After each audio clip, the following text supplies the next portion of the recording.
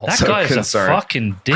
I was like, what's going on, man? He like properly came at me. Yeah. Like as I walked through the door, he went, "You fucking cuck." I was like, huh? It's a very weird, it's very weird to me that for a certain group of Bitcoiners, you are the worst person in the world. Because I won't, you know what, you can talk about this on It's like, what's wrong with Pete? We're recording. Yeah. I tell you exactly what I think it is. I think it's a couple of things. It's only Americans, really. Yeah. Certain type of Americans. Yeah. You know? Mainly. And I think it's I think it's a couple of things. I've said some stupid shit. Yeah. But then everyone has. Your COVID takes were especially bad. They were really bad. Well, for the most part, yeah. Yeah, I mean, but I've walked some of those back. But there's no point having that discussion now anyway, because there's no middle ground. Your worst one was when you were like, right now, I am a state. That was your worst. But like, you know, the fact was, I just interviewed a doctor.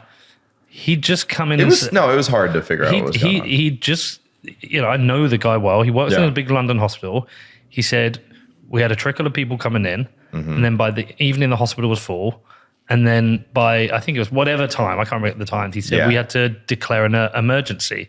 He said it was crazy. And he said people couldn't breathe and they didn't know what to do. So when you're in that situation, you can fully understand, well, hold on, there's a problem here. Yeah. We've got to do something about it. You know, it's easy in hindsight to go lockdowns were bad. They were bad. But I think a lot of the hate comes from is that Bitcoin goes through evolutions, right? Yeah. It was a nerd tool for cypherpunks. Then it was nerd collectible. Yeah, nerd collectible. It was just a collectible for cypherpunks, and then it got kind of like a core group of libertarians. Yeah. Who were like, oh, this is going to bring down the government. We're going to go to a purely voluntary society, which, you know, I think sounds great, but it's not going to happen. It's a meme ideology. Yeah. By the way, are we going? Yeah, we're going. Okay, cool. And I've just never bent the knee. I've always pushed. I've always pushed back. Like, I think we need more women in Bitcoin. People hate me saying that. I think we need more diverse people in Bitcoin because you got to meet them where they are. People don't like that. You know, I say that democracy is the best thing we have. It is true because everything that isn't democracy is. I know you have a republic here for the YouTube commenters. Yeah.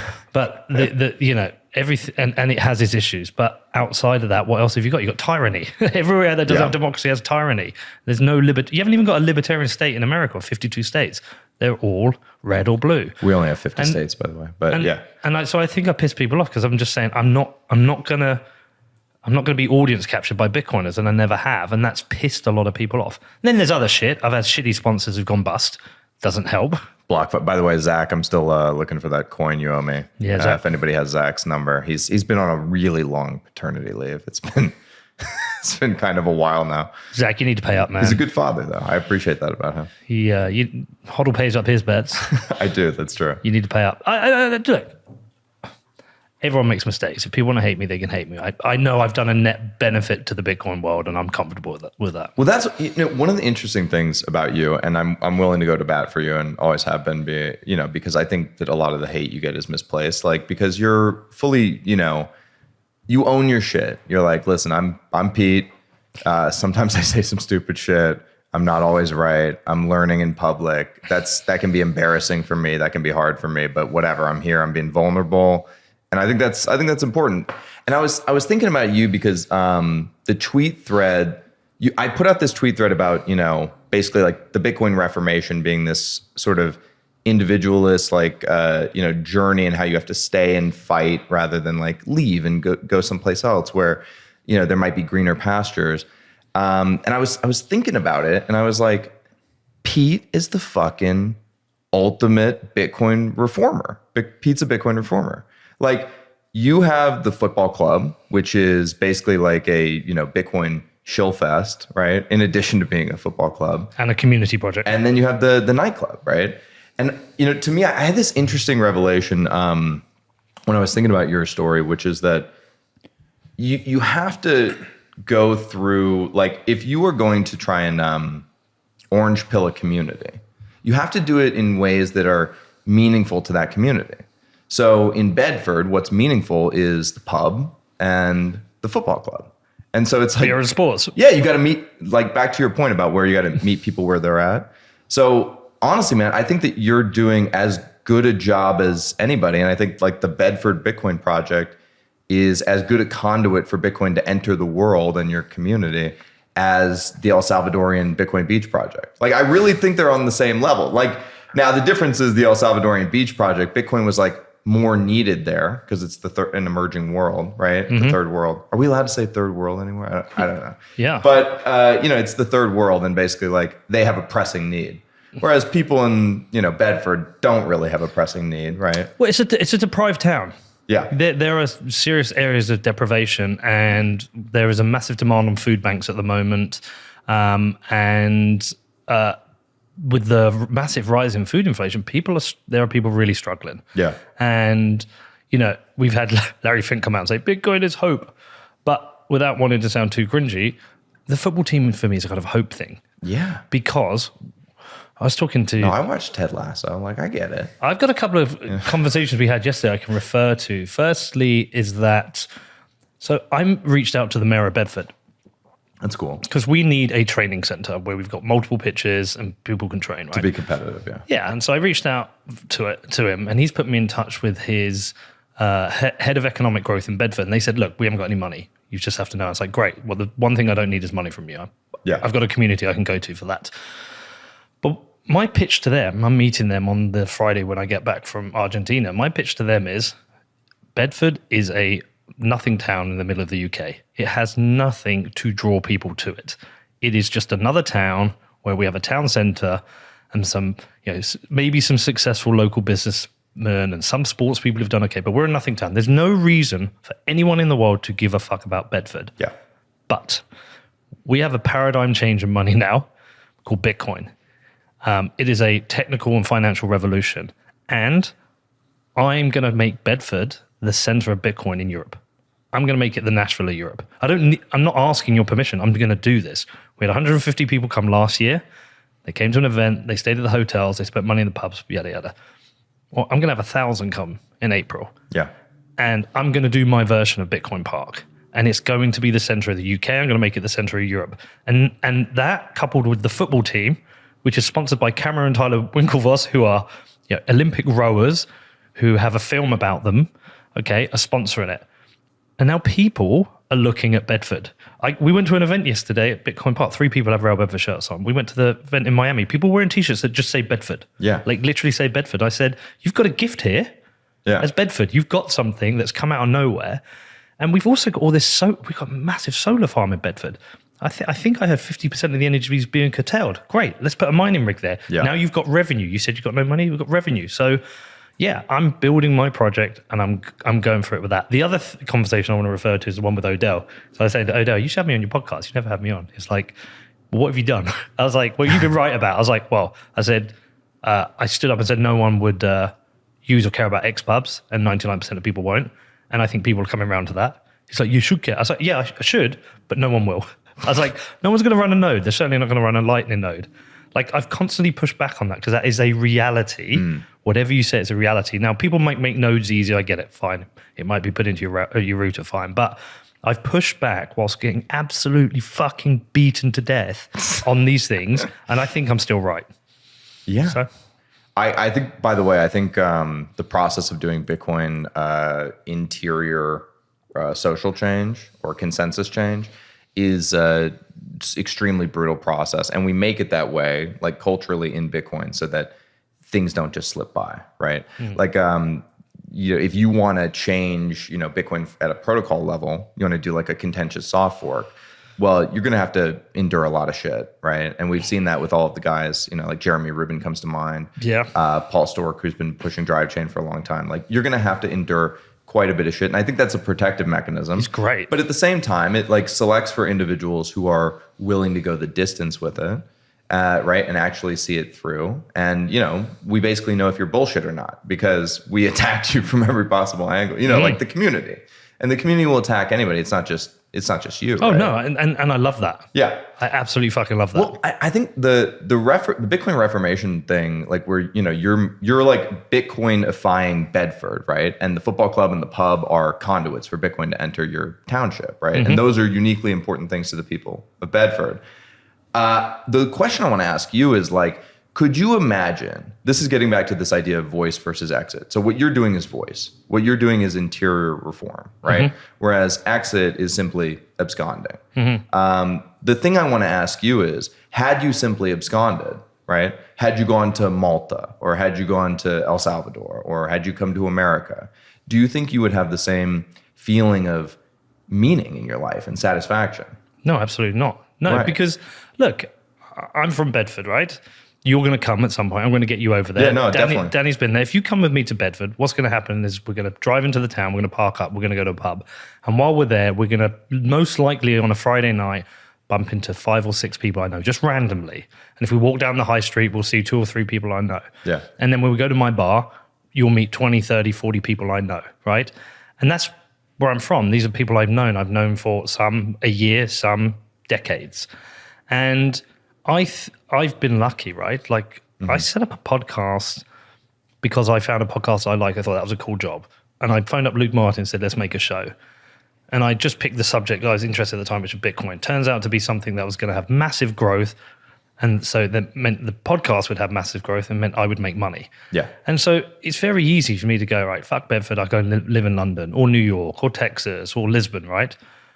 But I've been handed a thing where I can give something back to my town, which doesn't have much opportunity. And so there's a couple of things that you get prestige in your local community because people are like, wow, look what he's doing here. And that's a really nice, it's a nice feeling. Yeah. You're getting to change people's lives. We've got a hardship fund for the football team, which is now £12,000. No kid in Bedford will not play football now because of money, because if their parents can't afford boots or the fees, we'll pay it. Yeah. That's come from Bitcoiners. Okay. We will create jobs. We will have a football team that's going to take on other teams. And so like, why would I, what do I want to do? Go and like, I hate the citadel concept. I've always hated it. It always smacked of, I'm rich, I'm going to build a fence to keep out the poor, keep out the peasants. Yeah. I've always fucking hated that concept. And I know some people will listen and they'll defend it and they'll say, no, it's not about that. It's about creating our community with our rules. No, it's not. It's keeping the peasants out. I know what it is. 100%. Like Yeah. I've seen Land of the Dead. Have you ever seen Land of the Dead? No, George Romero? Yeah. Yes. So the zombies are the lower class in that. It's fucking brilliant. In that moment, they realize they can go through the water. Yeah. And they come and attack them, right? I've seen Land of the Dead. All that is a citadel to keep out the peasants, right? I don't want that. Yeah. I want to go and help my community. So if I went to Lisbon, it would be people I've known for a short amount of time. And we're just living in our community saying how clever we are. And what do? You buy a Lamborghini and you go to a fancy nightclub and you drink Dom Perignon and you tell yourself how great you are, right? Yeah. But, you know, I think a lot of us did some of that during the last bull run. And, you know, you got to treat yourself, right? We've been hodling a long time. Well, but look, let me tell you this, though. It's meaningless. That's the point. It's fucking meaningless to do that. So on a Monday, when I'm at home, on a Monday, I go down to Allen Park, right? There are 120 girls aged 7 to 18 playing football. Yeah. In a few weeks, they're all going to be wearing black Royal Bedford outfits, all matching outfits, all playing there for our team. And then on a Tuesday, I go and watch the men's senior team train. Get a day off Wednesday, the men's senior team train on a Thursday. Sometimes I go and watch the ladies senior team train. Friday, I go to my bar. Saturday, I get up. We go to the game. We play football. Sunday, I go and watch the girls play football. So 6 days a week, I've got football in the community. I fucking love it. I love it. And it's making a difference to people's lives. People are looking at my town. So for me, that is what Bitcoin is about. It's not about getting rich and going and separating myself from everyone. It's about going back and giving back to other people who don't have it. That's what, that 10x, you give Bitcoin away, right? Yeah. Yeah. And every 4 years, that gets easier because your wealth increase in value quicker than you can spend it. Yeah. Someone needs an operation, a project for in Thailand for orphanage where they needed football goals. You can just do that. And so the next bull run, thanks Larry Fink, everyone's going to have so much money. Go and fucking do something with it. Positive. Build a Bitcoin park. Start a rail Bedford. Like, help someone get an operation. Just fucking go and help people. It's funny, man. It's like I can tell that when I sit here and listen to you talk about what Bitcoin means to you in Bedford, like I can tell that it's emotional for you, and it's emotional for me. Like when I listen to you, because I really feel that Bitcoin has meaningfully changed my life and the life of those around me, and is changing, my family's future. And I get really excited when I can turn somebody on to that. and, show them the way, and basically they get excited, and then they become a node that, shills it to other people, and it like just keeps growing outward and outward. There's something about what we're all doing here where it's really not about us at the end of the day. Like people talk about Bitcoin Zen, like my Bitcoin Zen is, I don't even think about the price. I don't talk about it. I don't look at it. And it's like, that's cool.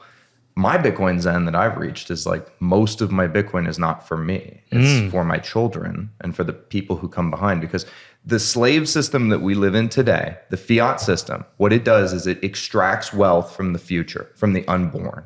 Okay. They are literally born into the matrix, into bondage, and we are stealing from them. And then we're, anticipating that technology or deflation is going to solve this problem that we created by stealing from the future. But it's a catch-22, because if no one builds the future, then there's not going to be a beautiful future for them to inherit. And all they're going to inherit is debt. So the fiat system is extracting wealth from the unborn. And the big idea in Bitcoin, to me, and like I really do get emotional when I think about this, is that we are gifting, wealth to the future, which is, in my opinion, like the blockchain of humanity. And anytime you don't have that situation where you're gifting more than you were given, you've thrown an error, and basically like the chain is being reorged, right? Like that's like the big idea that's going on here to me, is that we're reorging the chain back to what we had before we lost it. Yeah, it's like you're reversing time. Yeah. Yeah, never It's thought like when about Superman that. goes around the world. We're running it back. We're running it back, baby. Me and Danny have a disagreement on this whole inheritance thing. Yeah, what do you think, Danny? No, it's not. It's not on that point. But Pete has told me numerous times that he's not going to give Connor any money. Connor and Scarlett, his children. Sorry, can I say that? Yeah. Connor and Scarlett, his children, any money until they're 40 years old. That's not true. No. It's not that exact. So what I've said is, the way my will is structured is there is money they can access. So if they want to buy a house, there is money to pay a deposit, but not to buy the house. So you have to have a job so you can pay a mortgage. So you have to have a reason to work. I think man has to work. Yeah, okay? absolutely. And so if you buy them a house cash, they haven't got to that point where they've earned money and know that a portion goes to the house, the mortgage. So I think it's something like the maximum they can get is 15% for their deposit, right? And then there's different pools that come to them, like 25, there's like a small amount, and the 30 is a bigger amount. But like the vast majority is like 80, 90% is when they're 40. Yeah. Because I don't think either has the maturity for it till then. Also, they wouldn't get it all. Yeah, I'm not saying that. Imagine by the time Connor's 40, my Bitcoin wealth suddenly, because it's got it's like 100 million equivalent of now, right? There's no way I leave that to them. I kind of disagree. So my disagreement on it is unlock as much capital for them as quickly as possible and let them put that to work. Like if you've raised them the way you have, like they're great kids, you need to put some trust in them and let your money that you've earned go to work for them. They can have capital to work, but they can't have all of it to lose it and fuck it up. We've seen people go to zero from very high heights. I would say that I would reframe your people need to work to be people need to be of service to others. Yeah. So like if your daughter wanted to be a wife and mother, would you be comfortable financing that? Yeah, absolutely. Right. Because she's being of service to others. And I need to rethink my will for that because I did not consider that scenario. Yeah. That's a fair point. I think that it's hard for human beings to have a meaningful life if they are not being of service to others, right? And so for me, like when you talk about the inheritance conversation, I mean, managing a vast amount of wealth is obviously its own thing, right?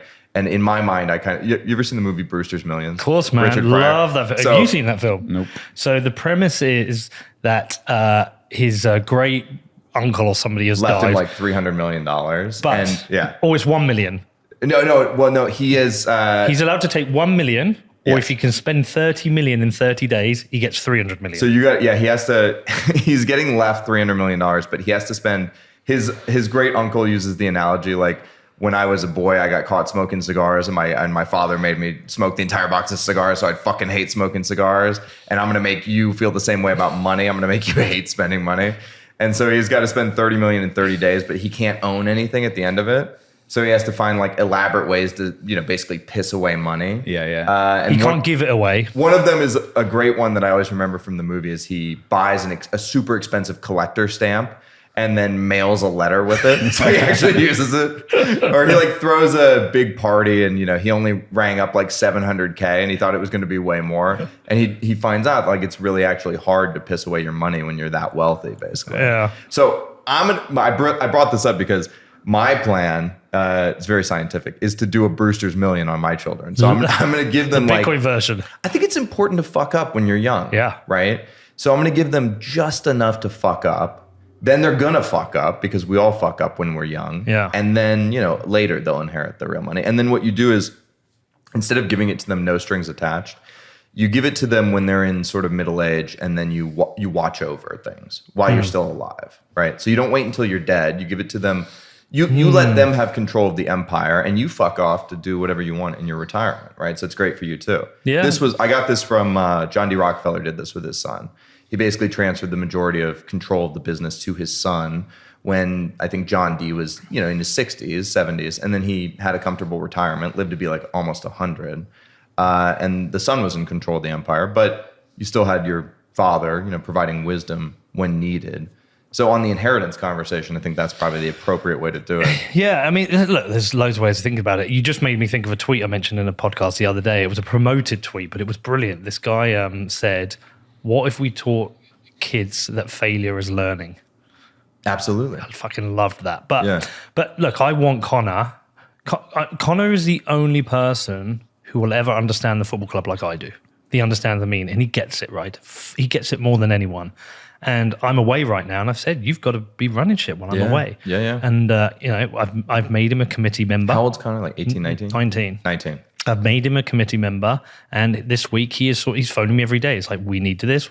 I've made this decision. Great. Yeah. And so he's been pushed really hard, and I want him to take that over. It suits him. Scarlett would suit probably the bar or something, but I want him to, because if something happens to me, that football project has to continue. Yeah. But the idea that, I'm not saying I'm wealthy by any stretch of the imagination, but if somehow that our Bitcoin does go to a lot, if there was tens of millions there, I just don't think they need it all. I think I would distribute some into different places. Nieces and nephews to start with, I'd like them to have the same opportunity to grow capital the way Connor and Scarlett did. But I would like to, I almost like the idea of in my community, there's a trust there. So any kid who wants to start a business, anyone can get a $5,000 grant, go and start a business. I'd fucking love to be able to do that. Just spread that money out. Kind of like a mini Teal Foundation, right? Yeah, but in my community, because look, there's a harsh reality right now is that the jobs market is definitely changing over the next decade. We talk about this on the show all the time. I use AI daily. Yeah. Our podcast is more efficient because of AI, and most likely our staff count over the next few years drops rather than increases. Right. Because we can automate a lot. So that's happening everywhere. We had Jeff Ross in here the other day talking about radiology. Using AI. Radiology's, totally dead. And then lawyers. I mean, I showed this great example the other day. Just get it up and show HODL. If you get up the Chat GPT, I just want to show you this great example for the football club, right? This is the kind of thing that's blowing my mind with AI. So if you put in... as having a football club, there's certain rules and regulations you have to follow. Yeah, write a non-discrimination policy for a football club, which follows the FA. Following FA guidelines, right? So we have to write a policy. Check this out. Yeah. No, it's good. Like literally in 30 seconds, How do you know it's not hallucinating though? Because I've heard that some of the legal language is hallucinated. So you can just read and review it. So the things I do, so you I still don't have just to pass it to a lawyer. No, because this isn't a legal document. This is just a policy, right? Got it. So this is just a policy. This is our policy, how we will be a non No, basically is like you have an intern who works for you for $30 a month or whatever the Chat GPT is. Yeah, right. Yeah, and so we're using it like this all the time. And then you can just pick any industry, podcasting, editing, publishing. Right. You can pick, I don't know, legal documentation, contracts. Any industry, there's going to be a wave of jobs lost. And that is either going to lead to, knowledge work. Yeah. But it's going to lead to a society that it could become super more efficient and we have more people to do other things, or it could lead to mass unemployment and concentrations of wealth. We don't know. You can picture both scenarios. But at the same time, I think The kids now, like my daughter, they are learning skills they don't need for jobs that are not going to exist when they enter the workplace. yeah. And so what better to be able to say, start your own thing, do something creative. So I'd love to do that. Well, and the nice thing is that, they have a benefactor. So you can help them get something off the ground. I can get my statue on Bedford High Street. So, I mean, yeah, that's a positive thing. It's an interesting thing about the world that we're leaving to our children with the advancements in technology. I have a tendency to throw cold water on the ChatGPT thing and say, it's hallucinating a lot. It's not as good as we think it should be. It's not able to fully do the work of a human being, but it is able to get rid of like junior associates and interns, right? Because it's doing the first draft. But if you ask it a question right now that you specifically know the answer to, it'll bullshit you, right? Dude, get up, Bard.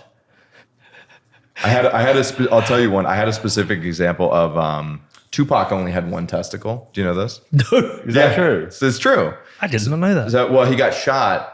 He got shot twice. The first time, 5 times. He got 5 bullets. The first time he lost a testicle. The bullet went through his hand and into his groin area, and he lost a nut because of that. Right. I was asking ChatGPT about it, and ChatGPT was like, "That's not true. Tupac never lost a nut." But I know this to be true. This is documented in rap history. You've seen it.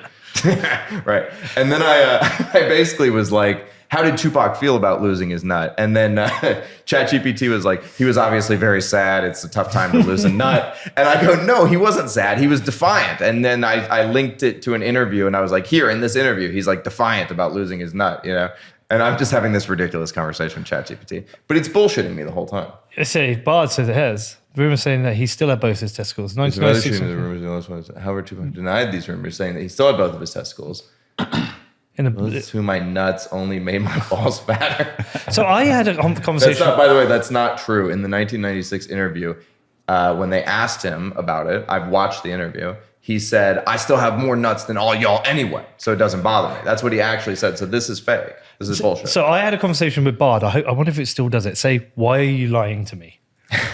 So I got something wrong. I said, why are you lying to me? And it admitted it lied. Let's see.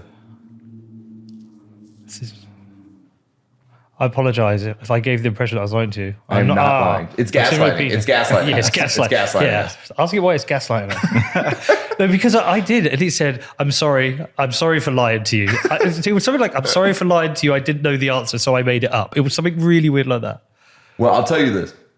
As a think boy, ChatGPT is amazing. Because it's all bullshit. Yeah. It's 100% bullshit. But the thing is, you got to remember, this is just like come out of nowhere. Yes, no. And how much you can do now. And we're already on ChatGPT 4.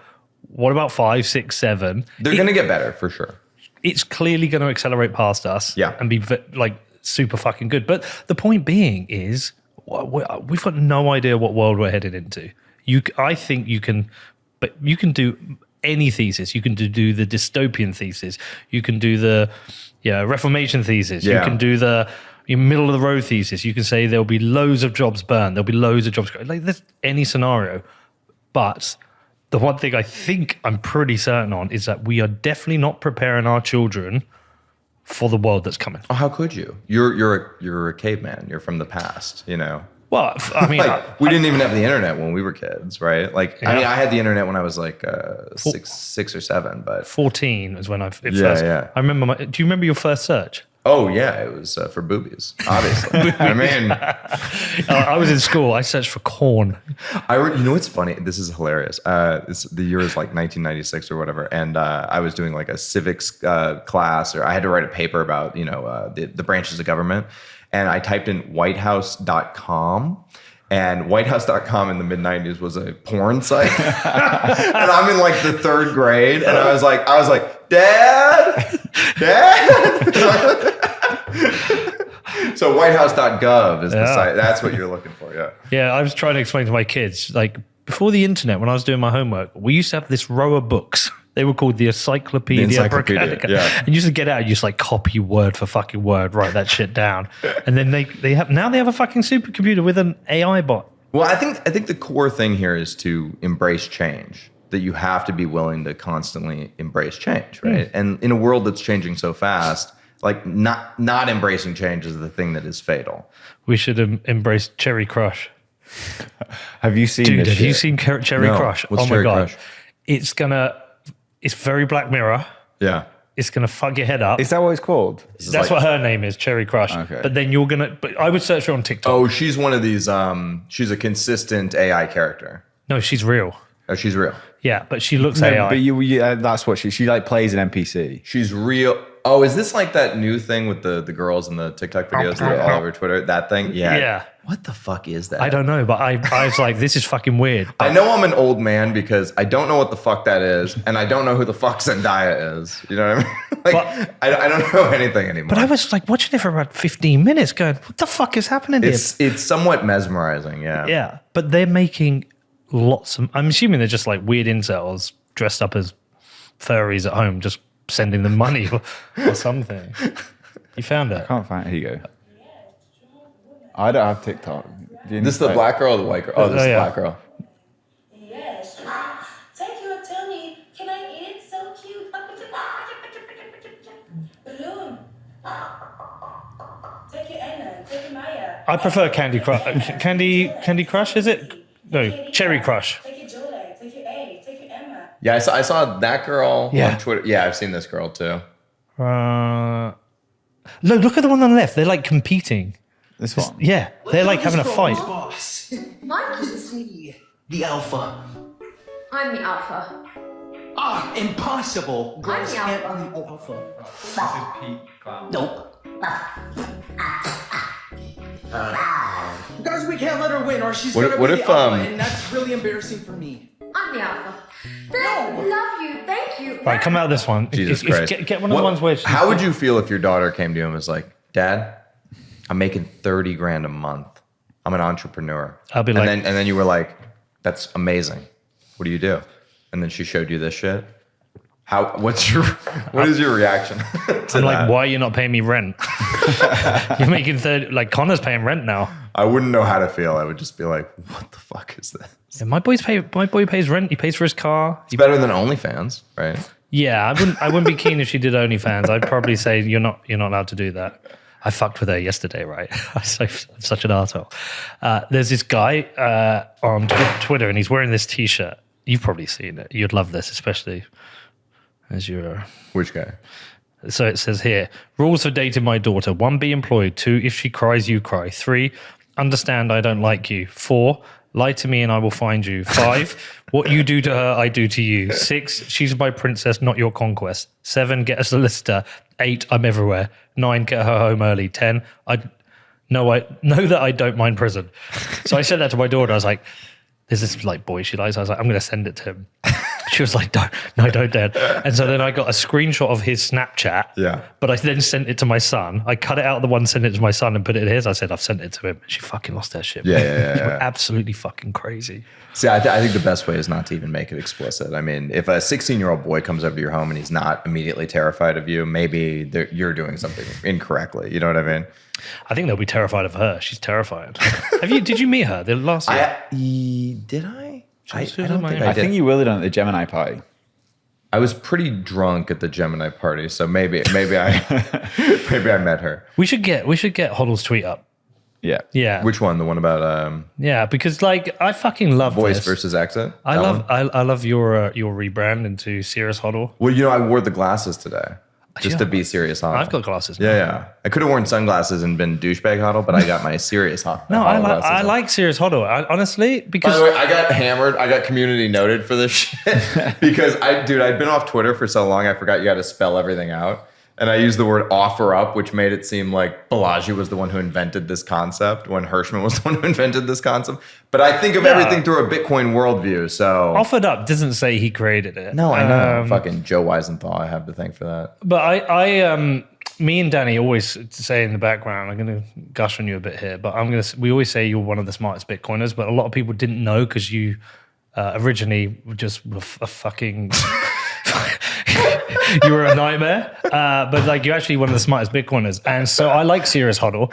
So when I saw this tweet, I was like, we got to sit down and talk because it like spoke to me. So if you're new, you may not know that Balaji offered up the concept of voice versus exit back in 15. Voice equals interior reform. Exit equals voting with feet. Since the exit's become the rallying cry for many, Balaji and the other opponents have already left. Here's why I'm staying. A thread. Yeah, this is back to the concept Yeah. that, we were talking about, the Bitcoin reformer, the person who stays and is part of their ancestral homeland. And I think about it like this: have you been following what's happening with Andrew Tate at all? Well, yeah. Yeah, a little bit, right? Yeah. So I think whatever. I'm not going to comment on like the specifics of the case because I really truly don't know. I don't know the truth, right? But I think about a guy who's a brash, individualist like Tate, who talks a lot of shit, ending up in a Romanian prison in a country he doesn't understand, with a legal system he doesn't understand. And he thought he was being smart and savvy by going to Romania so that he wouldn't be under the watchful eye of like the British or American authorities. But it's like, guess what? The arm of the law is extremely long and they can reach you even in Romania. And I definitely do think that the Brits and the Americans were, I don't know if they explicitly sanctioned it, if they encouraged it, but they have something to do with his prosecution. And would you rather be in a foreign, like, let's say that ultimately you're going to face a hostile government action. But like, okay, here's the thing. If Bitcoin really does go to like 100 million a coin, you think that the government's not going to want to steal your Bitcoin? Of course they're going to want to steal your Bitcoin. And they're going to find like a million different hooks into how they can do that. You cheat on your taxes, guess what? They're going to steal some Bitcoin from you. You got something illegally from across the border, they're going to steal some Bitcoin from you. Like anything that they can use to fuck with you or extract wealth from you, they will fuck with you and extract wealth from you. Because they have always done. Always. It's just how things are. That's why you got to play by the rules, right? And so the thing is, if you're in a foreign land with a legal system that you don't understand, how are you going to effectively fight back? You're going to end up, getting tated. Like the thing that happened to Andrew Tate is going to happen to you. You're going to be dealing with a Romanian lawyer in a language you don't understand, trying to figure out a legal system you don't understand, and the best you can do is appeal to Western media. So I'm going to push back on the Tate thing a little bit. Go ahead. In that, he specifically said why he was going to go to Romania. Because he wanted to pimp hoes. Again, I'm not going to put the words until I don't want to be incorrect. And he has a lot of sycophants who get very upset when you criticize him. No, but the point being is, I don't really know what's going on with Tate. I'm just using his situation as a proxy. Yeah, but his situation is one whereby he is accused of a variety of things. Now, coercion is a crime in various places in Europe. Coercive pressure is a crime, and we can debate whether it should be. To me, from the outside, it seems like he's being selectively prosecuted. Do you think it seems like he's being selectively prosecuted? No, it seems like he is a stupid criminal, potentially a stupid criminal who went out there and said, I'm going to commit this crime. You don't think his internet fame has anything to do with this prosecution? Yeah, it's him advertising like to the world, here is the crime I'm going to commit. He commits it and then gets arrested for it and complains about it. There's a video of him saying that the big thing that, I'm not a rapist. This is Tate's words. It says he was facing several sexual assault investigations in the UK and by his own admission appeared to have considered Romania more appealing. I'm not a rapist, but I like the idea of just being able to do what I want. I like being free. Romania is a beautiful place. There's no feminists. There's no open homosexuality. There's no homosexual agenda, he said in a now deleted clip. Yeah, he's also said about getting away with different types of crimes. Now, he has put out video. None of that is, I like, illegal activity. No, but there's another one. It's not that one. But he has put out videos explaining how to make a girl fall in love with you and you get her to do what the fuck you want, right? That's what they call the lover boy method. Yeah. Right. Now, again, you can have the debate whether that should be a crime or not, a crime you should prosecute against. You won't find many women who don't think it's a crime. It's usually men who would say that shouldn't be a crime. No, I haven't committed a crime. It's their own free will. And then you get into the debate. Was it free will or wasn't it? There are some very serious crimes in the UK. When you look into abuse, I mean, we interviewed Madison Klein from Women in, what's it called, the name of the charity? Women in Distress. Women in Distress.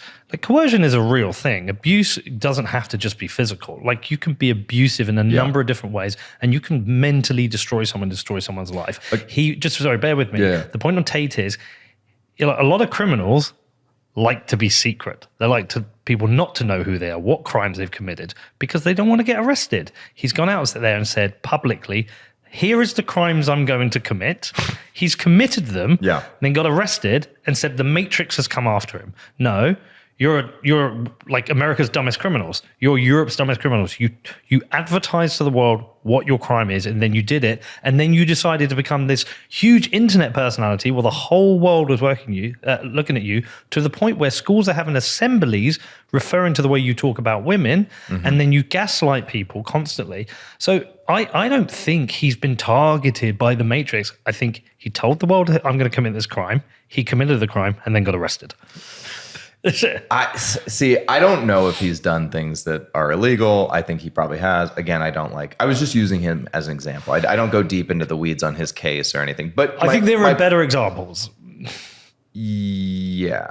Listen, like part of it, the reason I brought him up is because he's rich and they want to extract wealth from him. I mean, that's definitely part of it, right? Now, if that wealth is the proceeds of crime, maybe they have a fair reason to do so. But certainly they want to get their hooks in and be able to extract wealth from him. Here we go. I don't know exactly what this is, but... This is probably 40% of the reason I moved to Romania, because in Eastern Europe, none of this garbage flies. If you're going to go to the police and say he raped me back in 1988, they're going to say we should have done something about it then. If you go to the police and say he raped me yesterday, say, okay, if you got physical evidence, or is there CCTV proof? Where'd it happen? Okay, let's go interview him right now. And if it wasn't really rape, that's like, we went to the club, we got drunk, she agreed to go back to my house, we started having sex, and then we carried on having sex, and then we had sex, and she didn't say anything wrong, and then she texted me afterwards, and I didn't text back, and now she's saying I raped her. The police would be like, okay, she's an idiot, bye. But no, not in the West. In the West, you can tell them that exact story, you're still fucked. You're fucked in the West. When people say, why did you live in Romania? And I explain my 5 reasons. One of them is the Me Too era. They go, oh, well, you're a rapist. I say, no, I'm not a fucking rapist. But I like the idea of being able to just say, to do what I want. I like being free. And if you're a man living in England or Germany or America or any of the Western world right now, you've decided to live in a country where any woman, any ex, any fucking bitch who works at Greg's who you bought a pasty from, at some point in the future can destroy your life. This Me Too era bullshit has not protected women. It's just destroyed the safety of men. There's always like elements of truth in the things he says. But again, that's not the what I'm referring to. None of these clips are particularly damning. No, but it's if anything, it's just a bit weird. Why would you go out and say that? Why are you saying he's an online hustler guy. Like he's kind of a scammer, right? He was totally a scammer. It's like escape the Matrix, pay me $49.99. I don't really want to be the guy on this podcast defending him because I think he's also like a crypto pump and dumper, right? Yeah. So I mean, he doesn't have his own token, but he definitely is like a heavy shitcoin trader, and he teaches people to shitcoin trade. Is that? Yeah. Maybe I have a misunderstanding. I don't know. Again, I'm just using him as an example, though. I think I think all he did is he repackaged what Jordan Peterson had been saying for a while in a way to sell it to teenagers. Sure. That's what he did. And I just don't find it interesting. I think you can, like Zuby talks about masculinity, talks about going to the gym, and he does it in a way that I think is far more inspiring than that. That is brash and arrogant. And for me, I don't like it. And I know some people great. It's just not it's not my example of somebody to go to my son. Here's an inspiration for you. Or someone I really want as an inspiration to the boys who go to school with my daughter, thinking because it turns them into little shitheads. It does. Yeah. What he thinks they learn from it, they don't, and they just become little misogynistic shitheads. And so I think there's just way better people who are an inspiration to people than him. My point. Back to my point. My point here is that if he was in England, he would, or America, he would understand the legal system a lot better and be able to more appropriately defend himself. We will wait now that he's got a charge against him in Romania, right? So we will wait to see if he's convicted of that charge. And if he is convicted of that charge, then I'll be, on your side of the table and say, well, he probably did it, depending on what evidence comes out during the trial. Yeah. I feel like right now I'm just being neutral and just not reserving judgment because none of those clips were particularly damning. You know that final rap in 8 Mile where Eminem says everything you're going to say. He tells him all the things he's got, and so the guy has nothing left to say. Right. I feel like he's playing a similar strategy. He's giving you all the defenses ahead of time. Like, this is what they're going to do to me. The Matrix is coming after me to gaslight people into thinking he hasn't committed a crime. That's a smart strategy. That is what he's doing. Of course, it's a smart strategy. Yeah. I just don't find it interesting. I see Tucker Carlson interviewing him and all these other people just defending him already when there is a legal due process. I just think it's a bit crass. I think let the legal process happen and let's let a court of law decide. Do you believe in the Romanian legal process, though? I've got no reason Would you not put your to. life in the hands of the Romanian legal process? I mean, I don't I have... wouldn't. don't- I can say this. We're not Romania. Romania is fucking corrupt as shit. Yeah, but the US is corrupt as shit. they held him for 90 days without charge. Yeah, You know what I mean? the US is corrupt as shit. The UK, like, I'm in a legal situation in the UK, Well, you know which is what's- bullshit. You know what's interesting about the U.S. is that there is a lot of corruption in the U.S., but our judiciary is actually working pretty well. Our court system is still working pretty good, I think, and it is like sort of the arbiter of truth. Now, is it perfect? No, and it's never been perfect, but it's working about as well as it ever worked. I've seen enough documentaries about people who've been convicted for crimes they People shouldn't done, certainly the get way railroaded. Yes, the way this is the true. prosecutors work, the way the police have to. The poor, especially in the way they do plea deals, and yet all of that is true and is a problem. But if you are well funded and have the right attorneys, you have the ability to defend yourself in America, and you have the right to a fair and expedient trial. So where's Romania? I can't. This There you go, is 63. This is the corruption index. Perception, corruption perception. Like corruption in the public sector. Yeah. So they're saying that Romania is much less corrupt than you would think. Well, 63. 63. They're in the middle of the pack, corruption wise. top third. Yeah, Yeah. I mean, it's pretty corrupt. right. yeah. Where's America on the list? We're at 24. 24. Where are we, Danny? UK 18. You're even more corrupt. And scroll up. No, less corrupt. Oh, these are got it. Yeah. It's just perceptions. But look, again, having been in a legal process, I have very little trust of the systems anymore. Dude, yes, that's true. But your legal process seems to be like you guys have some weird fucking laws because you don't have free speech. You know, one of the things that bummed me out after being friends with you was realizing that the classic British humor was actually just like a reactive response to the fact that you don't have free speech. You all have to be sarcastic all the time because you have to be able to have a shield and be like, I was just taking the piss, mate. Yeah. Right? Because you don't have free speech, which is terrible. Like by the way, you guys sent us Prince Harry and he was like, I don't understand America's free speech law. And I was like, I don't understand how you can be a cuck to your wife. But agree to disagree, Harry. You know what I mean? Can you take him back already? If you keep her. We don't. No, fuck that. We want him back. You get her. we want pre-Meghan Harry. That was the cool Harry. There's two issues with free speech in the UK. One, we don't have a legal protection, but we also have a coercive pressure. So I'm fully happy to admit this. I'm now a chairman of a football club that has a lot of eyes on it. I have to think very clear.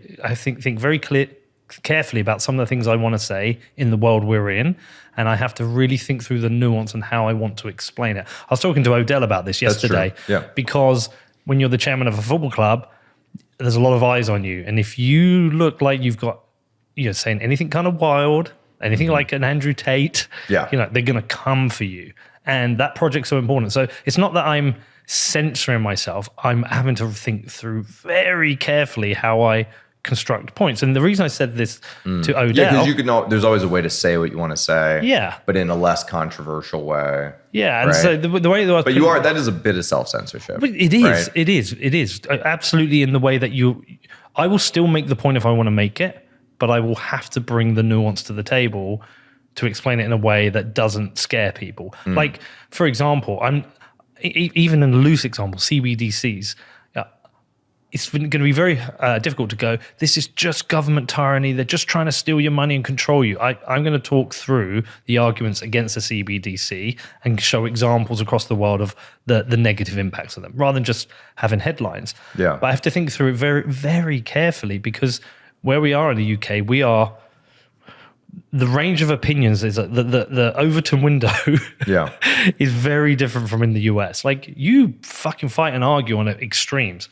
We're very near the middle, and when people are outside of that, it doesn't matter left or right. You're painted as crazy. Yeah, you're painted as an extremist, or like I was saying to Odell, Russell Brand isn't even that far out. He has now been essentially painted as a right-wing extremist in the UK. Russell Brand. Oh yeah. Yeah. To me, he's a hippie. And so, you know what I mean? and the reason I care about this is I want people to have freedom money in the UK. I want people to have more freedom. Yeah. So I'm trying to think, how the fuck do I communicate this in the way so I don't sound like you know my pinned tweet? Right. Yeah. Yeah. I don't want them to think I'm Alex Jones. Of course. So it's a hard job, and that's why on the show sometimes people listening are like, usually Americans who thinking fucking Pete is such a cuck. It's like, no, I'm trying to balance two audiences here.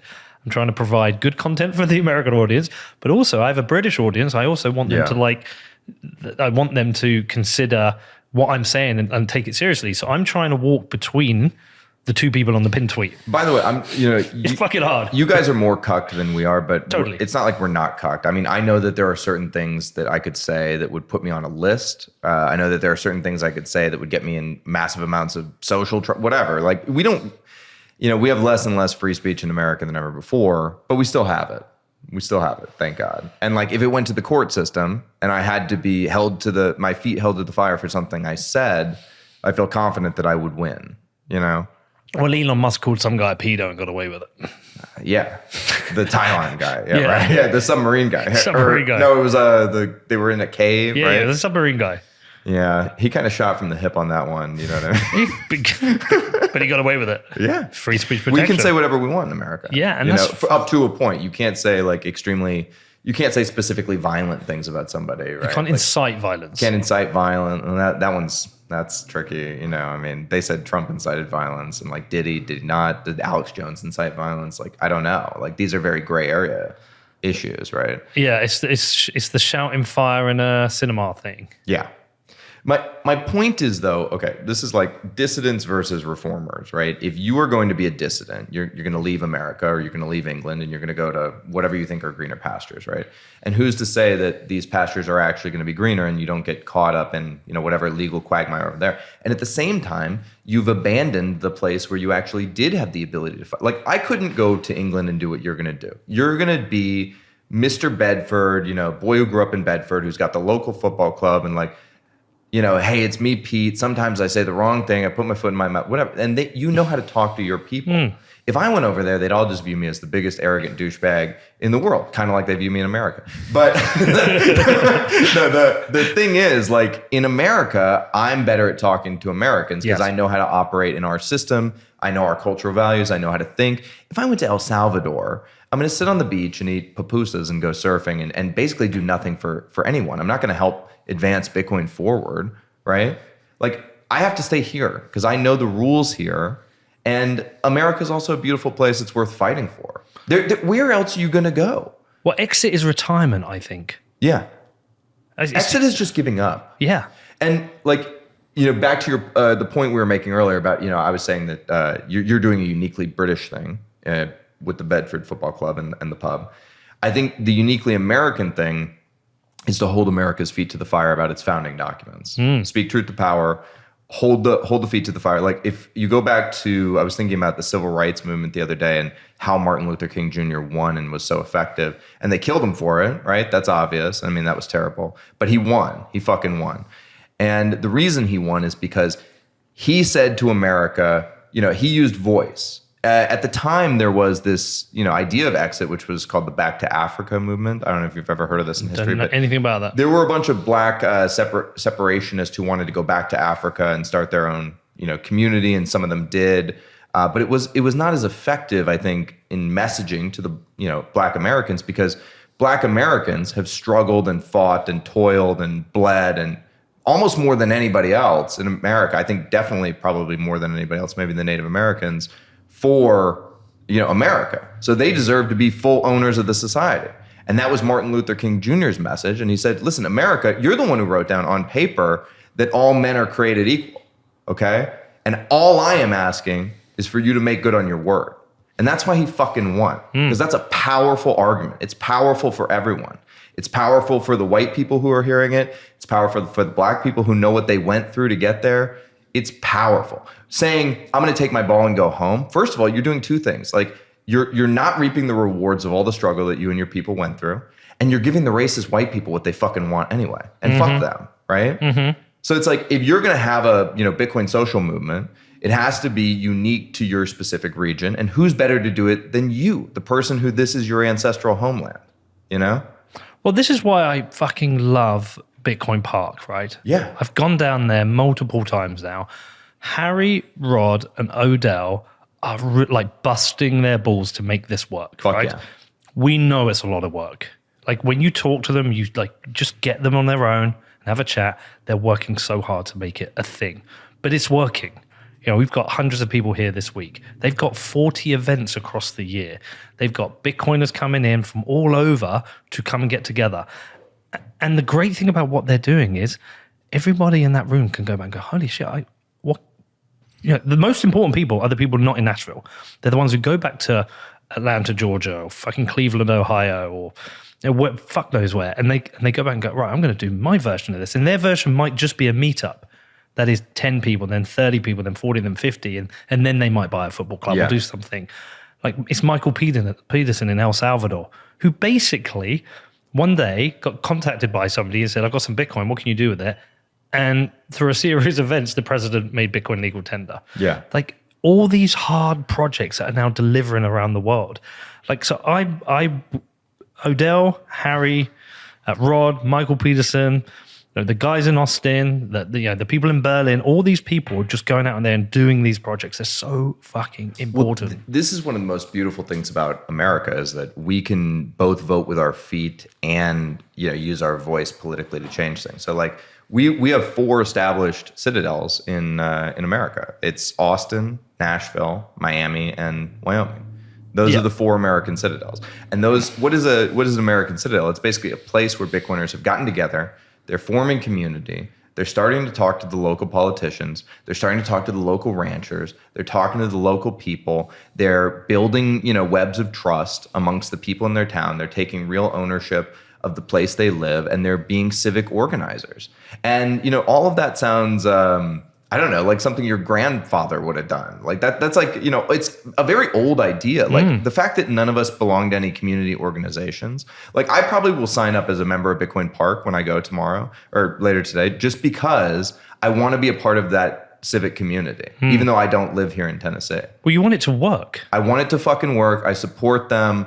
And, now that I've said it on the podcast, I actually have to do it. So I'm holding my feet to the fire in that way. But to me, it's like, when I thought to myself how, I don't belong to any community organizations. I don't really know my neighbors. I don't really, give a shit. I don't care about the place I live.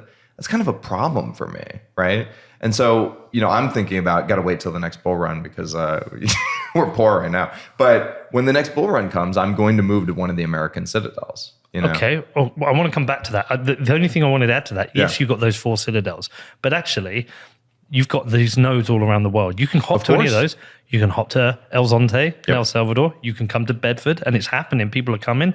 You can go to Lisbon. You can go to Indonesia. Pubkey in New York. Pubkey in New York. Yeah. These things are springing up everywhere. And you go to when I was in New York last time with you guys, I went back and forth from the hotel to Pubkey, to Pubkey. We're in New York City. Like we're in Manhattan. Like I didn't give a shit. I just went to Pubkey. And I ate the bar food, and the bar food was fucking amazing. I basically stayed at Pubkey the whole time because my people, my diaspora, my tribe, they were at Pubkey. And that's all I actually care about is my people. Well, because you have that thing, right? Ignoring the guy in the bar that my son stepped in front of, everywhere you go, people are cool.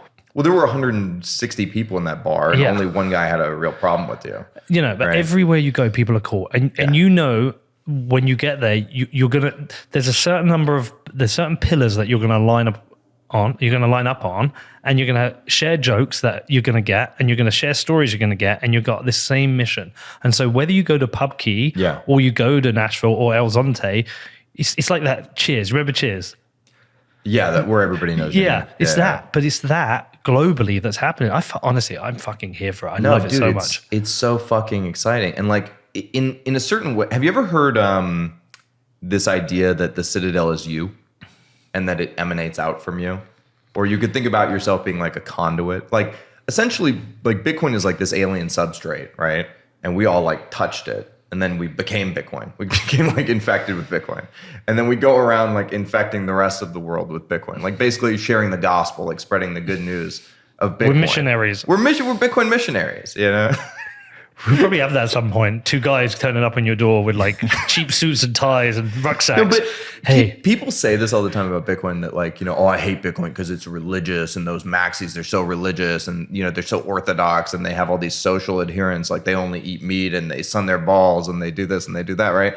But really what we are is a community organization. We're like a large global community organization that has all these different pockets, these nodes, these citadels, whatever you want to call them. And that's what's really going on here is like, we're a bunch of people who are using Bitcoin as Bitcoin, both a progressive and restorative technology, to restore social cohesion and civic responsibility to America and the world. I fucking love that. Dude, that is so boring. You know what's amazing about Bitcoin is that is so boring and grandmotherly, you know? All of Bitcoin is like boring grandmother advice. Like, have a family, have strong principles, stand up for what you believe in, have a garden, eat real foods. You know what I mean? So, get to know your neighbors, join a community organization. This is what your grandmother would have told you. This is what Bitcoiners are telling you. And allegedly it's like radical in today's world. There's nothing radical about it. So in the next bull run, you're going to move to Bedford. And not Bedford, no. I like free speech too much. Did you see Rob Hamilton's chart yesterday? No, which one? Oh my God, this is brilliant. I love Rob, by the way. This troll is fucking brilliant. He trolled Austin. So Bitcoin Park, Bitcoin Commons around Bedford. Oh wait, he responded to this though, didn't he? Yeah. Open carry, he has a butter knife for you. Yeah. You're in yellow. Yeah. Yeah, but he was wrong because you can pay for drinks, so he had to update it. Let me find the updated one. Yeah, it's under that. So if you go into that, he replied to my tweet. There you go. So it was a massive troll on Bitcoin Commons. Dude, honestly, we should start using this. We should use this for Bitcoin citadels. Yeah, you know, these are the principles. Pay for drinks in Bitcoin is amazing. Yeah, National Bitcoin Capital, amazing. Host BitDevs, that's important. Open carry. So we don't host BitDevs, but we sponsor the London BitDev. So I was like, I'm claiming that. Do you allow dogs? You allow dogs on the pitch? No, they got to be on the lead. Okay, got to be on the lead. Okay, can't run and steal the ball. This is a fucking amazing chart. I love this. This should be our de facto standard for like how good is your Bitcoin. Like PubKey should display this like they display health codes. You know. Hold on. So PubKey. No open carry for PubKey because in New York City. So that's one of their only demerits. Do they host BitDevs? It's the spot after BitDevs for drinks. So yellow card. Yeah, yellow. You can't open carry. Do they allow dogs in the bar? They should. There might be a New York City. They can't claim national Bitcoin. There might be a New York City thing against that because Bitcoin Park's claiming national Bitcoin capital. But the thing is, it allows hot dogs though. Maybe you get away with it. But no, I think it's part of the quad. You know, I said there are 4, so it's part of the 4. So you think you're going to move? Oh, I'm 100% going to move. You know why? Because I fucking love Bitcoiners. I want to be around Bitcoiners. And if I'm not going to move to one of the 4, I'm going to create the 5th. Okay, that's my mentality. I don't want to say where you live now because I don't know if you talk about it publicly. So I'm in Nevada. Okay, you can say. So have you thought of doing one there? Because it sucks there. It's terrible. But there are Bitcoiners there. I almost stepped on a scorpion in my garage the other day. So fuck Nevada. You know. Okay. So it was 113 degrees when I left. What are your options of places to start one? Well, I love the American South. I mean, you know, I love where we are now. I love Nashville. I love Tennessee. New Orleans? New Orleans would be dope. Yeah. Although their state tax treatment is a big thing. So Nevada has the no income tax going for it. That's big. I think you're going to come here. I think I'm probably going to come to Nashville or Austin. Yeah, one of the 2. Is your wife keen? She wants Florida because she wants a beach house. I was telling Danny, you know. Yeah. But Miami is full of shitcoiners. Fuck Miami. So I would have to set up an adjacent and like go to like Sarasota or something, you know. Sarasota's full of weird people. It'll be perfect for a citadel. All of Florida is full of weird people. I went to Sarasota to interview Charlie Shrem. Yeah. I went out on his Satoshi boat. I fucking love Charlie. He's you can start one with Charlie. Pass. I think you'd like it here. Oh yeah, I love that. I've been coming to Nashville for 25 years and it's finally started to pop. It's like, it feels like Austin 12, 15 years ago. Yeah. Nashville feels like right now. Well, so we're going to Austin this weekend and everyone's left because it's too hot. It's hot as fuck. Yeah. Dude. So you would always have to think about that. Whereas Nashville, it's all year round. Nashville's nice. Yeah. We'd have another reason to come if HODL was here. It's got a good culture, you know. But I mean, I do think that like there is a potential to set up the fifth American citadel. You know what I mean? Yeah. And by have you the got way, the energy to do that? If it's not me, somebody else should be doing it too. We should have more American citadels, as many as possible. Well, we should just not just America, everywhere. Everywhere. We just want them everywhere. And I think sorry, I'm very Americans are very xenophobic, and I'm the worst offender. Like we only think about things through an American worldview. Have you been outside of America? Yeah, to Canada and Mexico. Have you been outside of North America? Can neither confirm nor deny. I'm going to get you to Europe. Yeah, no, I'm good. I want to come to Bedford at some point. We're going to get I you support. Here's my deal. I support all Bitcoin citadel. I said this thing a while ago that if you have 6.15 Bitcoin, I owe you a steak dinner. You know. Okay. So in that way, I owe you a steak dinner if you have 6.15, and if you're a Bitcoin citadel, I support you and will make a pilgrimage to your location. Have we been to all of them? You guys probably have. Yeah, I think so. You haven't been We've to not Zonte? Oh no, I've not been to El Salvador. We've not been to Berlin. They're trying to set something up in Berlin. Yeah. Okay. Well, that's competition for Bedford, so I'm going to push hard on that. Berlin is coming up strong. Yeah. That's good to know. It's a great city, man. Amsterdam seems kind of like there's some Bitcoin activity happening there. It's needed in Europe. Yeah. You know, we've got to have this pushback on the Well, regulatory side of Germany things. has the second highest node count, I believe. Oh, is that true? Yeah, I think so, right? It was really big America early then on. Germany. It's going to be really interesting on the back if this all plays out like I'm hoping, in that, you know, every bull run has a hero, and Sailor was the last one, and this one might be Larry Fink. God, I hope not. Fuck Larry Fink. Harry made a really good point the other night. He said, yeah, when Odell was up there saying, look, fuck BlackRock, you know, buy Bitcoin self-custody, yeah. and he's I agree totally with Odell. 100% right. Harry's like, but look at the signal. That's all we need to care about. Larry Fink, who... Oh, he's bent the knee. Yeah, and Larry Fink is telling every asset manager in the world, you can and you should have Bitcoin. Every asset manager in the world.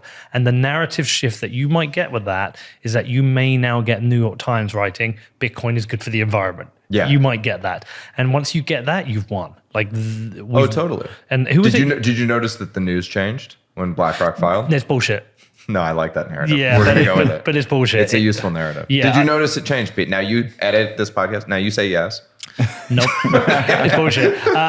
But what was really interesting, Dylan put out Dylan Leclerc put out a great tweet yesterday. He said, "Bro, they're going to ban Bitcoin." He was like, "Bro, they can't even ban XRP." Yeah. Fucking. That's one of the beautiful things about the American judiciary. It's like, by the way, it was funny because I think it was Pierre Rochard put out a tweet that was like, if the SEC wins, Bitcoiners will cheer. If the SEC loses, Bitcoiners will cheer. Until you understand this, you won't understand Bitcoiners. It was like something like that. That's brilliant. And that's how I feel. I thought it was funny when the SEC lost. I think it's funny if they win. I enjoy the whole thing. You know? Yeah, but the XRP army have come out in force. I just went to war with them. Oh my God, they're back. They're back. Yeah. ISO 20002, man. Don't you know about it, man? What is it? $287? What's the B? It's the standard, man. XRP the standard. No, You know what's funny? The XRP guys have basically said to the SEC, "Hey, we like being stupid. Leave us alone." You know, like, and they won. What happened to the price yesterday? It went up like 70%. Yeah. It was up like 75. But the hilarious thing was Corey put out the zoomed out chart. Oh, it's getting demolished. Yeah, it's like, well, that's the other thing too. It's like, as a Bitcoiner, I do think it's. I saw some Bitcoiners who were like, you know, very shell shocked that the SEC had like lost in court or whatever, or you know, it was a split decision, but like they kind of lost a little bit. It's a bad decision, by the way. Though I was talking to some lawyer friends, and they think it'll be overturned in like a year or so. Oh, so really? like it has faulty reasoning within the document, and so it's likely to be overturned. So you basically have this like 1 or like year and a half like time period where there's going to be. So unfortunately, we're stuck with another fucking alt season because of course we are, right? But anyway, it's neither here nor there. The point is that I saw Bitcoiners complaining about it, and it's like, listen, man, I've been duking it out with fucking Ripple guys in the free market for 7, 8 years. Like, I'm happy to continue duking it out with them. You know, I mean, put my tweet up. See what you think of this, because I think I crystallized, hopefully, what a lot of Bitcoiners are thinking with regards to this. And I kind of half plagiarized of somebody else. This one. Yeah, so I still a said to him a massive shitcoin. yeah. But then some guy had to go at me. I was expecting Peter McCormack to be a man. Just say congrats. It's baseball right Your behind small them. walnut brain Yeah, cannot whatever. comprehend this victory. And so I said, look, I'm glad Ripple beat the SEC because fuck the SEC, but Chris Larson of Ripple funded a 5 million anti-Bitcoin campaign. We are not the same. Go fuck yourself. Yeah, 100%. Yeah, that's it. Yeah. Go fuck yourself. Yeah. I am pro the SEC losing. Brad Garning. You can be Garninghausen. anti-SEC enforcement, and you can be anti-Ripple. You can be both. It's like quantum shitcoining. Yeah. Now, that said, if the SEC had won, I also would have been like, well, that's what happens. I mean, what did you think was going to happen? Yeah. Right? Yeah, I want the SEC to keep losing. Yeah. The SEC losing consistently, and I don't really, as a Bitcoiner, I don't really give a shit about the SEC. Do you think about it that often? I don't think about it very much. They have no purview over Bitcoin. I mean, the spot ETF, but who cares? I just think it's just everything's good for Bitcoin, right? So Yeah. if they win and they lose, I just get Harry Suddock in my ear going, everything's good for Bitcoin, and I just think why, and I figure it out, and it always is. Everything's good for Bitcoin. But what I will say is, over certainly the last month, but definitely the last 3 months, I'm feeling the whole narrative changing now. Oh, Massively. The anti-Bitcoin arguments are just not flying. People who are coming out with like Ben McKenzie at the moment is getting humiliated. Ben McKenzie. Yeah. Actor. Yes. Yes, I know. I know. Stop taking that guy seriously. Well, we're gonna sit down and talk to him soon. But what I'm saying he's is, an actor. Yeah. But what I'm saying is, anyone who's coming out with any press, like Bitcoin's bad for the environment, you should got a wave of people coming in, showing them charts and saying, you just don't know what you're talking about. Yeah. And so you've got that. You've got every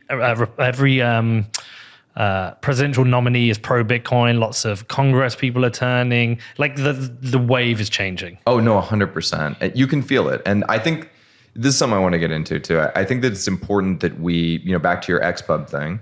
I think that it's important that we build Bitcoin designs to meet TradFi where they're at, because we've had this incorrect assumption in Bitcoin for a long time that either you're fully cucked and you trust a third party and you have a Bitcoin IOU, or on the other hand, you're fully cypherpunk and you have a sovereign multi-sig that's DIY that only you control and know the private keys to, right, or the seed phrase to.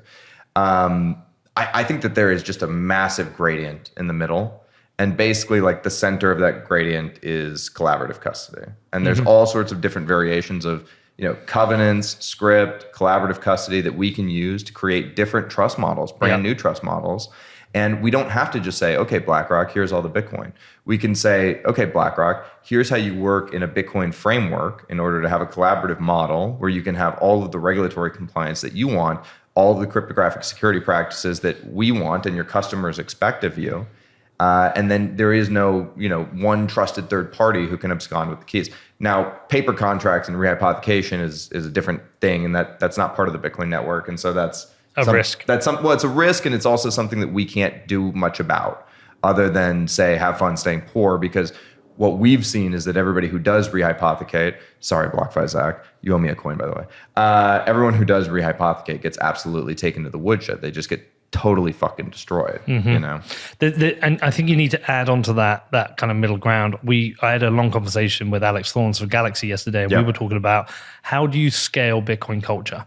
And the reason this becomes important is that the block size wars, half of the people on one side of that argument was essentially the business Bitcoin people who said we needed bigger blocks because we're doing business. The New York Agreement.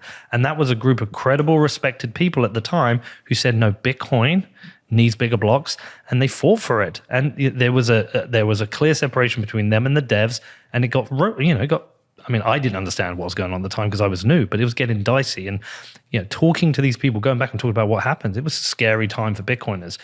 You can see a whole new world. What I said to Alex Thorns is if Bitcoin goes to 100, 200, 300K, 400K, and we have this massive global adoption, the Bitcoin influencers, we don't know who they might be. It might be Logan Paul. Yeah. It might be Joe Rogan. It might be somebody we've not heard of. It might be some sports star. It might be a whole wave of people that, eliminate the likes of me, Marty, Odell, and they've got the big, powerful voice. If they don't understand the key pillars and principles of decentralization, self-custody, who Adam Back is and why he's so fucking important, they don't understand all this. What are the narratives that get disseminated now? Then if you get if the next New York agreement is a bunch of asset managers who think Bitcoin needs to be ESG, like, how do you fight back against that? And I think I think the OGs, which you're becoming an OG, I'm becoming an OG. I think we're kind of like the Bene Gesserit from Dune. We show up and we do whisper campaigns places. I got invited to a phone call recently about orange pilling a small Caribbean nation. And I love it. Yeah, and I was on the phone call to tell them what strong Bitcoin focused principles look like and how they could adopt a Bitcoin only standard and actually have this work in their country. Why the fuck am I on that phone call? You know what I mean? But Bitcoiners we're everywhere. And so if it is going to be a new class of influencer, like a Logan Paul or something like that, it's important that, they stay on message and they don't say things that are anti-Bitcoin, antithetical to Bitcoin, and ultimately harmful for both them and the audience that they're talking to. So it's important that OGs continue to work behind the scenes like we all do anyway, and just talk to people about it and tell them hey man, here's instead of going down that path, I might try this path, and this will be more effective for you, right? But scaling that is how do you scale it? Because I think, again, it goes back to how I talk to people in the UK. I don't think the toxic pleb culture will scale into asset managers. They will need the reform. Yeah, they're not going to be toxic. Yeah, they're going to need almost like the reform HODLs. It's you coming from that Right. and being serious HODL, that reformed person who still has a sense of humor and gets did everything he did, but now understands how to communicate that in a way that an asset manager wants to hear, because you're not going to have Blue Banana 64 come in and fucking yell at them because they don't want to hear it. But you might get serious HODL in there who comes in and says, look, these are the core principles. This is why you've invested it for number go up. To maintain number go up, you need to maintain these core principles. And we just got to get that across to people. So yeah, I know. I recently started making startup investments, and the two that I've invested in so far is I invested in Mutiny, which is about as fucking cypherpunk as you can fucking get, and then I invested in Rob Hamilton's company, Anchor Watch, which is a regulated insurance product for big money basically. And I believe that both of those products, which are on opposite ends of the gradient, I believe that both of them pump Bitcoin equally, right? Because you need to be able to do Bitcoin in both ways. Bitcoin needs to, You seen his t-shirt? Yeah, those guys are wizards. Mutiny is one of the greatest wallets of all time. We're getting Tony on Sunday, right? Yeah, you asked him. Yeah, but going back to the the kind of influencers taken, they're not going to be talking about Bitcoin ever. Who talks about the dollar on a podcast right now? Oh, but they will. They're going to concentrate on sport. But once it hits you, and then you become part of these these community organizations that I was talking about. You just can't help but talk about it. It's part of your life. But then you become a Bitcoiner. Yeah, you're a Bitcoiner. But those influencer podcasts are always going to be about sport and music and culture. I don't think they'll become Bitcoin podcasts. Yeah, but what I'm thinking is, you think during how much crypto shit Logan Paul did in the last, he fully embedded himself in crypto culture. Now, by the way, I happen to know that the Pauls are big on Bitcoin. They're also crypto scam guys, that he did that NFT scam or whatever. Zoo. But I also know that Marquise Brownlee, YouTuber, big YouTuber, he's big on Bitcoin. Mr. Beast, one of the biggest YouTuber in the world, he's big on Bitcoin. And so, it's not a bridge too far for these young guys that came up on YouTube or whatever. They all get it. They all have Bitcoin. I know things behind the scenes. I know they get it, right? So it's just a matter of them coming out and saying it publicly, really. But to that point, Mr. Beast isn't going to start making Bitcoin videos. No, he might not. But I'm not saying every one of them will. Because is there anything? His thing is about getting the most views. Doing a pandering, boring, preachy video about Bitcoin is not worth 100 million views. Yesterday, I watched him crash a train into a pit. That's fucking sick. Who doesn't want to watch that? But what I'm saying is, Danny, I'm not saying everyone will, but it might be a case of Logan Paul for a few weeks when Bitcoin's going crazy. He's holding Bitcoin. He's talking about Bitcoin. And all the youngsters, they're not going to listen to what Bitcoin did. They're going to listen to Logan Paul and listen to what he has to say about it, and they're going to learn about it. So I'm just saying, it's important. Like, we don't know how culture will scale. And the big money listens to Larry Fink, which is why you were saying that he's the hero of the cycle, because, you know, it's like Bitcoin is a monetary network. And so in order for a number to go up tremendously, you do need rich people to understand Bitcoin. And it's more important that rich people understand it than poor people in terms of price appreciation. I'm not saying poor people shouldn't understand it. Obviously, we spend a lot of time talking to the average person, the normal person, trying to get them to understand it. And it's sometimes like trying to talk to a donkey. It's really difficult, but we do our best. I do think that, you know, the Larry Finks of the world are going to orange pill a lot of big money managers, and they're going to, like, we've been saying the institutions are coming for like fucking 10 years. And it finally, I felt it too, the same thing you felt, like the tectonic plates shifted, and it feels like the institutions are really like coming in a big way. Well, they need to get their shit together, because you don't want to be the last institution. Like, you don't want to be the last country, and it's a race, and it's a race. That's when things heat up, man. Well, think about that. Like, when you start to think in your mind, I don't want to be the last country. I don't want to be the last hedge fund. I don't want to be the last bank. I don't want to be the last central bank. Those are like really powerful incentive mechanisms. Of course, because you cannot catch up. Nobody can catch Saylor up now. Right. Like, you just can't catch him up. Well, you could catch up to Saylor if you had a lot of money. If you have a lot of money. Yeah, okay. But no one really is going to catch. Like, if someone tries his play now, it's going to cost them 5-10x what he spent doing it. That's okay for a lot of people. I mean, there are orders of magnitude of adoption, right? Yeah. Like, so in the very beginning, it was like rich libertarians. And by rich, I mean like $1 or $2 million. They were the guys pumping this thing. And the very final stage is central banks. So, you know, the Fed and the ECB are going to both buy Bitcoin and put it on their balance sheets. Yeah. That will happen at some point. Well, they should. There's nothing we can do to prevent that from happening either, right? Well, it's the thing that saves them. Yeah. And you'll know it's happening. Preston Pish has talked about this. You'll know it's happening because it'll be reflected in the price. Of course. Right. Because they're going to have to spend a lot of money. But when you have the largest money printer in the world, what the fuck does it matter to you? I mean, it's such an obvious play for them. Yeah. You know, print a couple of trillion, buy the Bitcoin, wait, erase the debt. Yeah. It's such an obvious play. Yeah. And also you can, do what Luke Groman talks about. And if you're America, you can leapfrog China and Russia, which have been stacking gold. And it's like, whoops, we just made your fucking gold worthless, right? Yeah. This is one of the myths that I think Bitcoiners often, we get hand wavy about, because hyper-Bitcoinization is like it's like an apocalypse, you know what I mean? Where suddenly all of the bad people go to hell and all the good people go to heaven, you know what I mean? It's Exodus, right? And so it's just like hyper-Bitcoinization is your own beautiful world of like wherever you want to go and whatever you want to do, right? But the truth is, this is a hard truth to hear, but the truth is that central banks are going to buy Bitcoin in tremendous quantities, and then they're going to issue CBDCs against Bitcoin. There's nothing that is intrinsic to Bitcoin that prevents a sovereign from issuing a currency against Bitcoin. And then what they're going to do is they're going to break the peg, and then they're going to go full fiat again. And that's the cycle. That's the doom loop that humanity is stuck in. It's been the same cycle on the gold standard. Constantly the gold was reaccumulated. The gold was stolen and reaccumulated. Like every war in Europe's history was either God, glory, or gold, or some combination of all three. You collected the gold, right? You used it to beautify your society. Then after a while, you got lazy. Your insolent kids, came up after you, and they started clipping the gold, mixing it with different metals. You know what I mean? And then the whole society collapsed under loose fiscal policy. And that's what always happens. Have you ever heard the quote by Tytler? Go on. Okay, I got to pull it up because it's a long quote. But do you want Danny to pull it up on the screen? Yeah. Danny, can you pull up? Just type in largesse from the public treasury, Tytler, and the quote will come up.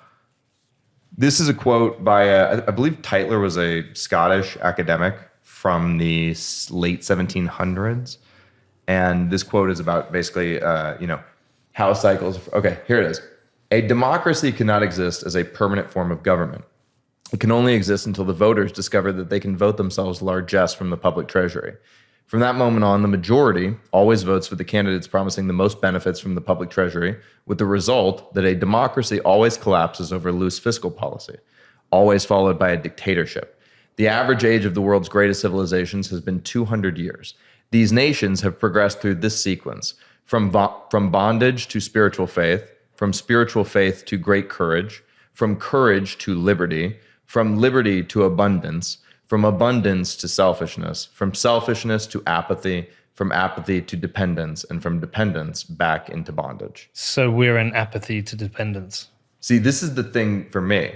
In fiat, we're moving from apathy to dependence. Yeah. In Bitcoin, I am moving from spiritual faith to great courage, and so are you guys. I think we're a stage ahead. I think we're moving. Well, it depends where you are. I think we're moving from courage to liberty. I think we're spiritual faith to great courage. Courage to liberty will come when there's a direct challenge from the government about your Bitcoin. Fair. That's a fucking amazing quote. Oh, dude, I think about this quote. Is that from a book? Yeah, I believe so. I think about this quote all the time. This quote is That's incredible. This quote is hard times make strong men stronger. Yeah. It's that. It's the meme.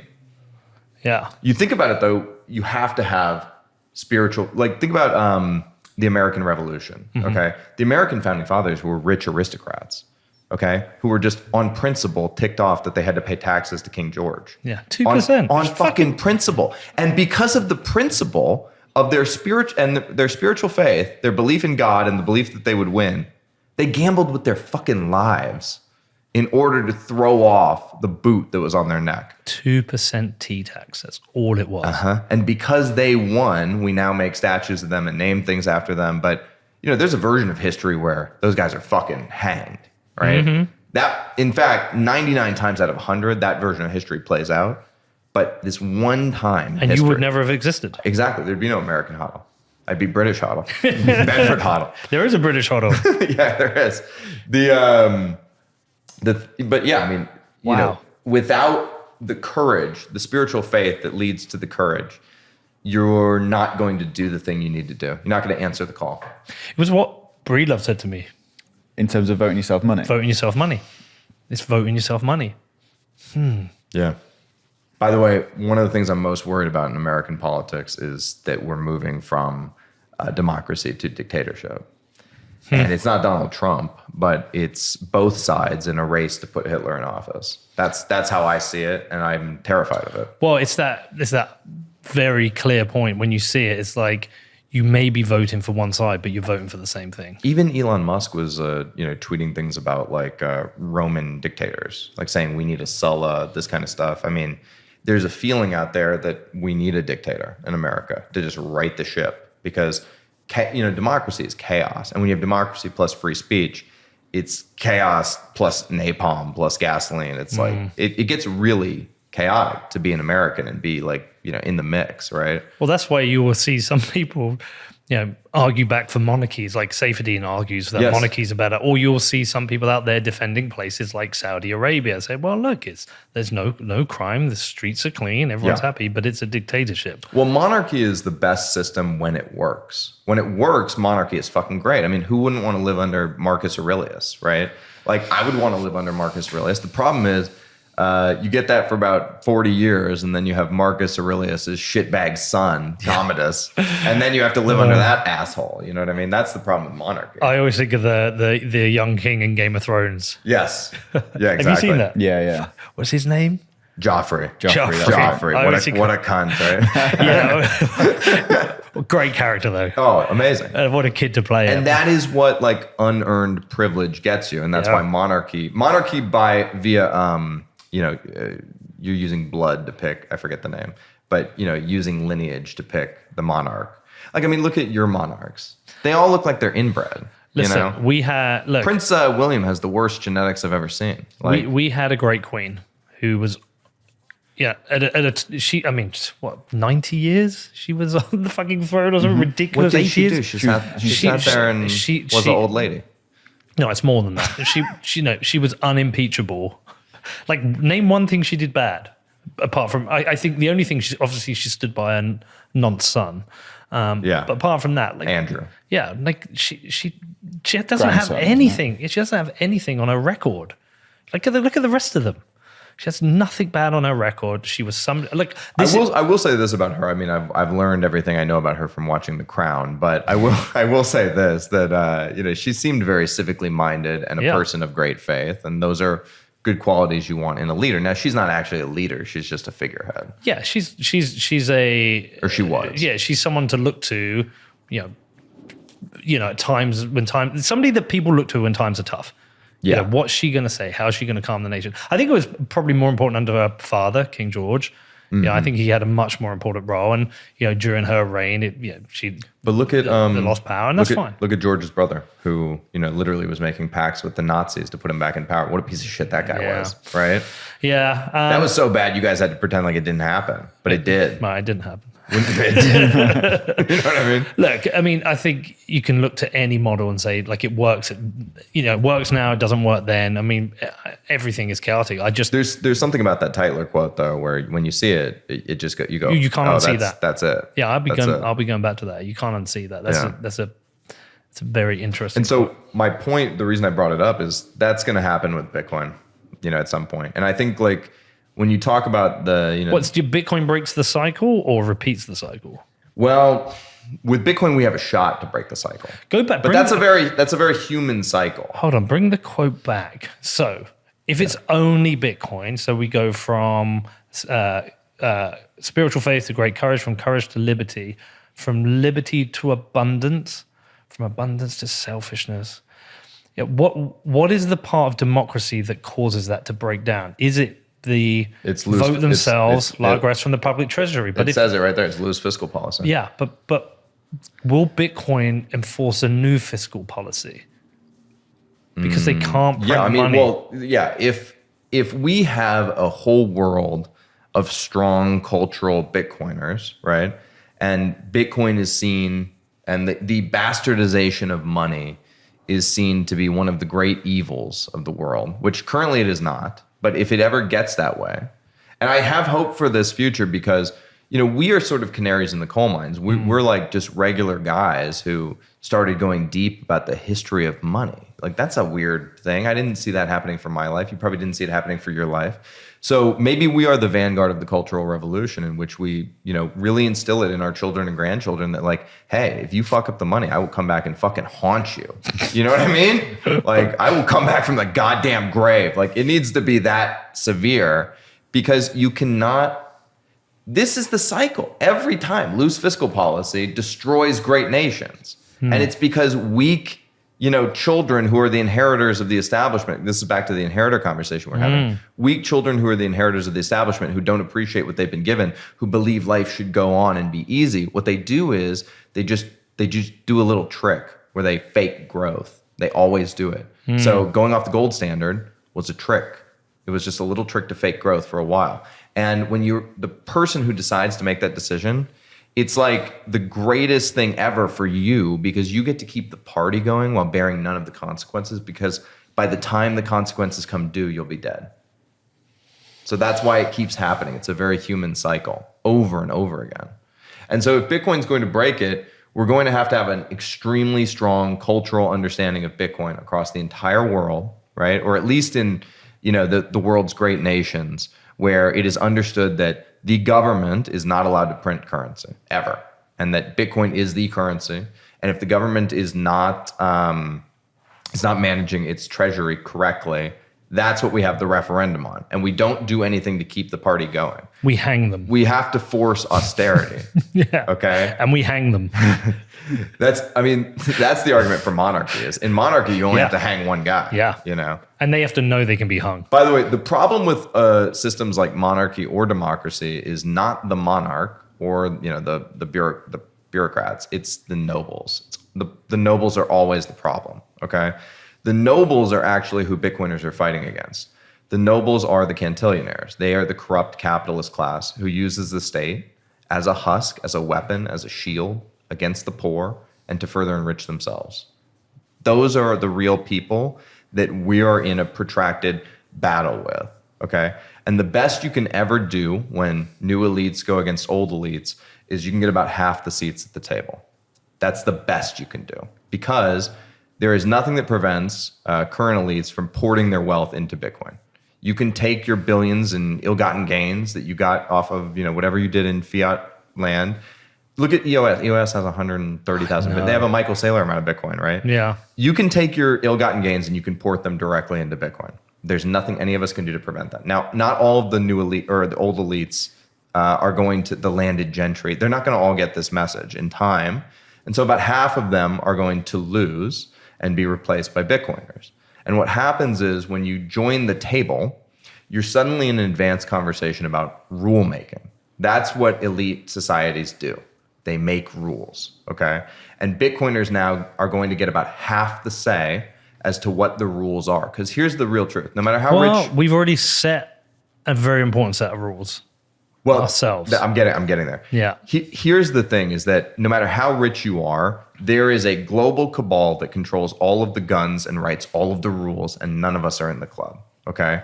But we're trying to get into the club. And our big thing that we're bringing to the club, just like the New York Agreement, is saying, listen, you guys have been used to sitting at this table and deciding the future of all of humanity. And all we are doing is bringing a rule set that we do not control, and we're putting it in the middle of the table, and we're saying, we are going to now all abide by this rule set. That's the big idea that's happening between the new elites and the old elites. You don't get to change the rules on the fly anymore. That game is over. That is a beautiful way to end this conversation. Man, I love Serious HODL. I really, really love Serious HODL. I wore the glasses and everything. Dude, I love it. Honestly, I can sit and listen to you for ages. I love everything you're doing. I would talk to you every week if I could. I wouldn't move to Nashville.